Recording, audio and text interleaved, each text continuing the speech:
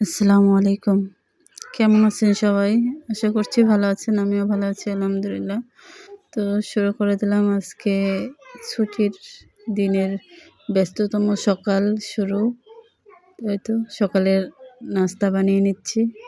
এটা হচ্ছে গাজর দিয়ে, আলু দিয়ে আর হচ্ছে গিয়ে লাউ দিয়ে একটা ভাজি। ভাজিটা খুব ভালো হয়।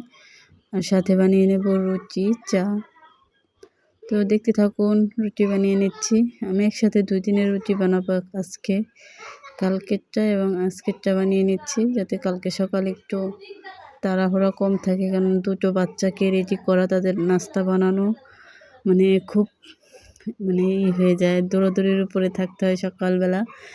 মেয়ের তো অনেক দূরে যেতে হয়, মেয়ের নাস্তা গুছিয়ে ওকে এগিয়ে দিয়ে আসা, তারপরে আবার এসে ছেলেকে রেডি করে তাকে মাদ্রাসায় দিয়ে আসা, ভীষণ দৌড়ের উপর থাকতে হয় সকাল সকাল। তাই ভাবলাম আজকে একসাথে ২ দিনের রুটি বানিয়ে নিই, তাহলে কালকে আমার প্রেশারটা কম হবে।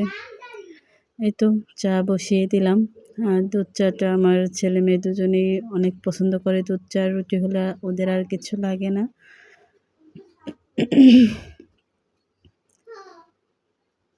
তো চা হয়ে গেছে, চা ঢেলে নিচ্ছি। আর আমার ভিডিও কেমন হচ্ছে, কেমন লাগছে একটু কমেন্ট করে জানাবেন। সাথে একটা লাইক, কমেন্ট, শেয়ার দিবেন। আর ভালো লাগলে পাশে থাকবেন। এই তো নাস্তা বানিয়ে নিচ্ছি। আর রুটিগুলো সেঁকে দিচ্ছে আমার মেয়ে। ছুটির দিনে একটা সুবিধা আমার, মেয়ে বাসায় থাকে, হেল্প করে অনেক।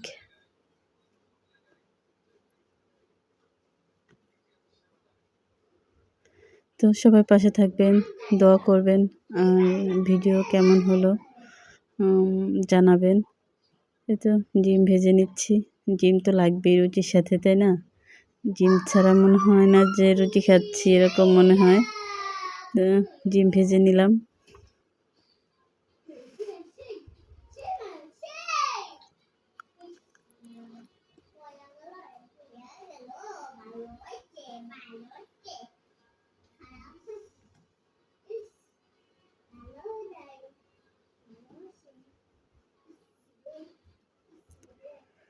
তো আশা করছি ভিডিওটা ভালো লাগলে একটা লাইক, কমেন্ট তো আশা করতেই পারি, তাই না?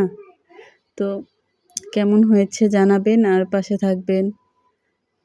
তো নাস্তা রেডি হয়ে গেছে, আর দোয়া করবেন আমাদের জন্য।